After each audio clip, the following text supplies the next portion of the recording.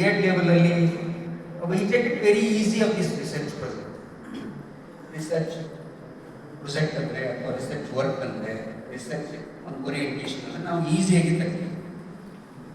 But ಅದನ್ನು ನಾವು ಈಸಿಯಾಗಿ ಗ್ರೇಡ್ ಲೆವೆಲಲ್ಲಿ ತಗೋಬಾರ್ದು. ಯಾಕಂತಂದ್ರೆ ನೀವೇನು ಮಾಡ್ತೀವಿ, ನಂತರ ಈಸಿಗೆ ಹೋಗ್ತೀರಾ, ಎಮ್.ಎಡ್ ಹೋಗ್ತೀವಿ, ಬೆಸ್ಗೆ ಹೋಗ್ತೀವಿ, ಎಮ್.ಎಗೆ ಹೋಗ್ತೀವಿ, ಅಲ್ಲಿ ಒಂದು ಡೆಸರ್ಟೇಷನ್ ಅಂತ ಮಾಡ್ತೀವಿ, which is parallel synonymous to the research project. ಒಂದು ಸಣ್ಣ ಕಥೆ ಏನಂತಂದ್ರೆ,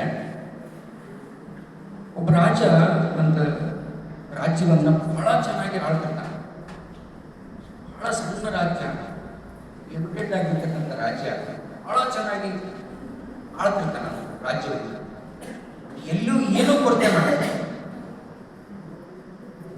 ಕಲೆಯಲ್ಲಾಗಿರ್ಬೋದು, ಸಂಸ್ಕೃತಿಯಲ್ಲಾಗಿರ್ಬೋದು, ರಾಜ್ಯದ ಆಡಳಿತದಲ್ಲಾಗಿರ್ಬೋದು, ಬೆಳೆ ಬೆಳೆಯೋದ್ರಲ್ಲೇ ಆಗಿರ್ಬೋದು, ಅಥವಾ ಆ ರಾಜ್ಯದಲ್ಲಿ ನ್ಯಾಯವನ್ನು ಸುಶಿಕ್ಷಿತವಾಗಿ ಇಡೋದಾದರೆ ಅಷ್ಟು ಅದ್ಭುತವಾಗಿ ಇಟ್ಟಿರ್ತಾನೆ. ಯಾವುದೇ ಒಂದು ಪ್ರಜೆನೂ ಕೂಡ ಆ ರಾಜನ ಬಗ್ಗೆ ಕಂಪ್ಲೇಂಟ್ ಮಾಡಲ್ಲ. ನೀವು ಹಂಗೆ, ನೀವು ಹಿಂಗೆ, ನೀವು ಹಂಗೆ ಮಾಡೀರಿ, ಹಿಂಗೆ ಮಾಡೀರಿ ಅಂತ ಕೊಟ್ಟೆ ಕಂಪ್ಲೇಂಟ್ ಮಾಡ್ತಾರೆ. ಯಾಕಂತಂದರೆ before the rise of the problem ಏನು ಮಾಡ್ತಿತ್ತು, ಈತ ಸ್ಪಂದಿಸ್ತಿಲ್ಲ, ಭಾಳ ಇಮಿಡಿಯೇಟ್ ಆಗಿ ಸ್ಪಂದಿಸ್ತಿಲ್ಲ. ಎಲ್ಲೋ ಒಂದು ಪ್ರಾಂತ್ಯದೊಳಗೆ ಗಲಾಟೆ ಆದರೆ, ಏನೋ ಕೊರತೆ ಆದರೆ, ಏನೋ ಗೊಂದಲಗಳು ಉತ್ಪತ್ತಿ ಆದರೆ ಸಡನ್ನಾಗಿ ಮಂತ್ರಿನೋ ಅಥವಾ ಅದಕ್ಕೆ ಸಂಬಂಧಪಟ್ಟವ್ರನ್ನ ಕಳಿಸಿ ಅದು ಮೀರದೆ ಹೋದರೆ ಸಡನ್ನಾಗಿ ತಾನೇ ಹೋಗಿ ಸಾಲ್ವ್ ಮಾಡ್ತಾ ಇದ್ದಾರೆ. ಹಾಗಾಗಿ ಏನಿತ್ತು ಅಂದರೆ ಬಹಳ ಚೆನ್ನಾಗಿ ವ್ಯವಸ್ಥಿತವಾಗಿ ಆ ರಾಜ್ಯ ನಡೀತಿದೆ. ಒಮ್ಮೆ ಏನಾಗೈತಿ ಅಂದರೆ, ನಮ್ಮ ರಾಜ್ಯದೊಳಗೆ ಎಲ್ಲರೂ ಸುಶಿಕ್ಷಿತವಾಗಿದ್ದಾರೆ, ಚೆನ್ನಾಗಿದ್ದಾರೆ. ಹಾಗಾದರೆ ನಾನೊಂದು ಪರೀಕ್ಷೆ ಮಾಡಬೇಕಲ್ಲ, ಜನರು ಹೇಗಿದ್ದಾರೆ, ಜನರು ಹೆಂಗಿದ್ದಾರೆ ಅಂದರೆ ಪರೀಕ್ಷೆ ಮಾಡಬೇಕು. ನಾವೆಲ್ಲ ಏನು ತಿಳ್ಕೊತೀವಿ, ಶಾಲೆ ಬಂದ್ರೆ ಅಷ್ಟೇ ಟೆಸ್ಟ್ ಇರ್ತೈತೆ ಅಂತ ನಾವು ತಿಳ್ಕೊಂಡಿರ್ತೀವಿ. ಎಡ್ ಕಾಲೇಜ್ ಅಂದ್ರೆ ಇಂಟರ್ನಲ್ಸ್ ಇರ್ತವೆ, ಸ್ಕೂಲ್ ಅಂದ್ರೆ ಸಮೇಟಿವ್ ಟೆಸ್ಟು, ಫಾರ್ಮೇಟಿವ್ ಟೆಸ್ಟ್ ಇರ್ತದೆ ಅಂತ ನೀವು ತಿಳ್ಕೊಬಿಟ್ರೆ, ರಾಜರ ಕಾಲದಾಗ ಟೆಸ್ಟ್ ಮಾಡ್ತಿದ್ರು. ಟೆಸ್ಟ್ ಮಾಡೋಕ್ಕೆ ಒಂದು ಡಂಗರವನ್ನು ಸಾರ್ತಾನೆ. ಏನು ಸಾರ್ತಾನೆ? ಹಾಗಿದ್ರೆ ಅವನು ಅನ್ಕೊಳ್ತಾನೆ, ನನ್ನ ರಾಜ್ಯ ಮಂತ್ರಿಮಂಡಲದೊಳಗೆ ಡಿಸ್ಕಸ್ ಮಾಡ್ತಾನೆ, ನನ್ನ ರಾಜ್ಯದಲ್ಲಿ ಎಲ್ಲರೂ ಚೆನ್ನಾಗಿದ್ದಾರೆ ಅಂದರೆ ಅಥವಾ ನಾನು ಅವರೆಲ್ಲ ಚೆನ್ನಾಗಿಟ್ಟಿದ್ದೀನಿ ಅಂತಂತಂದರೆ ನನಗೊಂದು ಸಣ್ಣ ಪರೀಕ್ಷೆ ಮಾಡಬೇಕಲ್ಲ ಅಂತ ಮಂತ್ರಿಗೆ ಹೇಳ್ತಾರೆ. ಆಯಿತು ರಾಜ್ಯದಲ್ಲಿ ನೀವು ಮಾಡ್ಬೋದು, ಯಾಕಂದರೆ ಆಡಳಿತ ಭಾಳ ಚೆನ್ನಾಗಿದೆ, ಮಾಡ್ಬೋದು ಅಂತ ಹೇಳ್ತಾರೆ. ಮಾಡ್ತಾನೆ.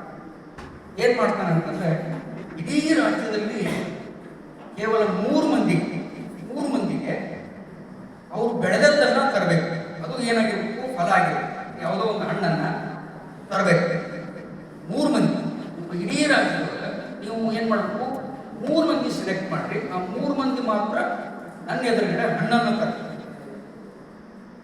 ಹೇಳ್ತಾರೆ, ಹಣ್ಣು ತರಬೇಕು ಹೇಳ್ತಾರೆ. ಹಂಗಂದ್ಕೊಳ್ಳಿ ಏನು ಮಾಡ್ತಾರೆ, ಮಂತ್ರಿ ಆ ಕಾರ್ಯವನ್ನು ಸೀರಿಯಸ್ ಆಗಿ ತಗೊಂತಾನೆ. ಅದನ್ನು ಉಸ್ತುವಾರಿ ಇದ್ದವ್ರು ಹೇಳ್ತಾರೆ, ಉಸ್ತುವಾರಿ ಇದ್ದವರು ಅವ್ರು ಹೇಳ್ತಾರೆ, ಅವರು ಇನ್ನೊಬ್ರು ಹೇಳ್ತಾರೆ.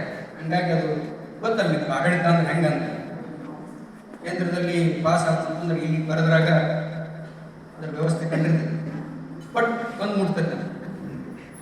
ಹಾಗಾಗಿ ಏನು ಮಾಡ್ತಾರೆ, ಒಂದು ನಿಶ್ಚಿತ ಡೇ ಮಾಡಿ ಹಂಗಾರೆ ಅವ್ರ ತರಾಕೆ ಅಂತೇಳಿ ಎಲ್ಲ ರಾಜವಂಶಸ್ಥರು, ರಾಜ್ಯದ ಪ್ರತಿನಿಧಿಗಳೆಲ್ಲ ಕೂಡ್ತಾರೆ. 3 ಮಂದಿ ತರ್ತಾರೆ. 3 ಮಂದಿ ಏನು ಮಾಡ್ತಾರೆ, ಹಣ್ಣನ್ನು ತರ್ತಾರೆ. ಅದರಲ್ಲಿ ಒಬ್ಬನು ಭಾಳ ಚೆನ್ನಾಗಿರ್ತಕ್ಕಂಥ ಹಣ್ಣನ್ನು ತರ್ತಾರೆ. ಒಂದು ಬ್ಯಾಗ್, ದೊಡ್ಡ ಬ್ಯಾಗ್, ಭಾಳ ಚೆನ್ನಾಗಿರ್ತಕ್ಕಂಥ ಹಣ್ಣು ತರ್ತಾರೆ. ಅದರಲ್ಲಿ ಒಂದೂ ಕೂಡ ಕೊಳತದ್ದಿರೋದಿಲ್ಲ, ಕೆಟ್ಟದ್ದಿರುತ್ತೆ. ಅಟ್ಲೀಸ್ಟ್ ನಾವು ಕೈ ಕಂಡ್ರೆ ಒಂದು 15ರಿಂದ 1 ತಿಂಗಳು ಭಾಳ ಚೆನ್ನಾಗಿರ್ತಕ್ಕಂಥ ಹಣ್ಣನ್ನು ತರ್ತಾರೆ. ಇನ್ನೊಬ್ಬ ಏನು ಮಾಡ್ತಾನೆ, ಮಿಕ್ಸ್ ತರ್ತಾರೆ. ಮಿಕ್ಸ್ ಅಂದರೆ ಕೆಲವೊಂದಿಷ್ಟು ಚಲೋ, ಕೆಲವೊಂದಿಷ್ಟು ಕೆಟ್ಟದ್ದು ತರ್ತಾನೆ. ಇನ್ನೊಬ್ಬ ಬಾಡಿ ಅದ್ಭುತ ಇರ್ತಾನೆ, 25% ಚಲೋ ತರ್ತಾನೆ, 75% ಕೆಟ್ಟದ್ದು ತರ್ತಾನೆ. ಯಾರು ನೋಡ್ತಾರೆ, ಅವನು ಮತ್ತೆ ರಾಜ ಮಂದಿ ಟೆಸ್ಟ್ ಮಾಡಕ್ಕೆ ಏನು ಓದ್ರಿ ಏನಾಗ್ರಿ. ಜನರ ಕಲ್ಪನೆನೇ ಅಷ್ಟೇ, ಜನರ ಕಲ್ಪನೆನೇ ಹಂಗೆ. 25% ಚೆನ್ನಾಗಿ ತರ್ತಾನೆ, 75% ಕೆಟ್ಟದ್ದು ತರ್ತಾನೆ. ಎರಡನೇದವ 50% ಚೆನ್ನಾಗಿರೋದು, 50% ಕೆಟ್ಟದ್ದು ತರ್ತಾನೆ. ಒಂದನೇದವ ಪ್ಯೂರ್ ತರ್ತಾನೆ. ಬಂದು ನಿಲ್ತಾರೆ. ಬಂದು ನಿಂತ್ಕೊಳ್ಳೆ ಮಂತ್ರಿ ಕೇಳ್ತಾರೆ, ರಾಜರೇ 3 ಮಂದಿ ಹಣ್ಣು ತಂದಿದ್ದಾರೆ, ಇನ್ನೇನು ನಿಲ್ಲೋದು, ಏನು ಮಾಡಬೇಕು ಹೇಳ್ತಾರೆ. ಏನಿಲ್ಲ, ಯಾರು ಟೆಸ್ಟ್ ಮಾಡಕ್ಕೆ ಹೋಗ್ಬೇಡ್ರಿ, ಅವ್ರು 3 ಮಂದಿಗೂ ಜೈಲಿಗೆ ಹಾಕ್ಬೇಕು, ಒಂದೊಂದು ಜೈಲಿಗೆ ಹಾಕ್ಸ್ತಾರೆ. 3 ಮಂದಿನೂ ಒಂದೊಂದು ಜೈಲಿಗೆ ಹಾಕ್ಸ್ತಾರೆ. ಮೊನ್ನೆದ ಒಂದು ಜೈಲು, ಎರಡನೇದ ಒಂದು ಜೈಲು, ಮೂರನೇದ ಒಂದು ಜೈಲು ಹಾಕ್ಸ್ತಾರೆ. ಜೈಲಿಗೆ ಹಾಕಿ ನಾವು ಏನೂ ಕೊಡೋದಿಲ್ಲ, ನೀವು ತಂದದ್ದನ್ನ ಬಳಸ್ಕೊಂಡು ನೀವು ಜೀವನ ಮಾಡಿರ್ಬೇಕು ಅಂತ ಹೇಳ್ಬಿಟ್ಟು ನೀವು ಏನ್ ತಂದಿರ್ಬೇಕ್ರೆ ಅವನ್ನ ತಿಂದ್ಕೊಂಡು ನೀವು ಇರ್ಬೇಕು. ಅದ್ರ ಮೇಲೆ ಗೊತ್ತಾಗತ್ತೆ ನಮ್ಗೆ ಯಾರು ಚೆನ್ನಾಗಿ ಫಲಗಳನ್ನ ಅಥವಾ ಹೇಳಿದಂಥ ಕ್ರಿಯೆಯನ್ನ ಮಾಡಿದ್ದೀರಿ. ನಿಮಗೆ ಈಗಾಗಲೇ ಅದು ಪಿಕ್ಚರ್ ಗೊತ್ತಾಗ್ಬಿಟ್ಟಿದೆ. ಏನ್ ಪಿಕ್ಚರ್ ಗೊತ್ತಾಯ್ತು? ಮೊದಲೇ ನಾವು ಚೆನ್ನಾಗಿದ್ದವು ತಂದಿರ್ತೀನಲ್ಲ, ಅವ್ರ ಅಜಾರೋಷವಾಗಿ ತಿಂದ್ಕೊಂಡು ಅದನ್ನು ಕಾಪಾಡ್ಕೊಂಡು ಸುಮಾರು ಒಂದು 2-3 ತಿಂಗಳು ಬದುಕೆ ಬಿಡ್ತಾನ, ಆರಾಮ ಬಿಡ್ತಾನ.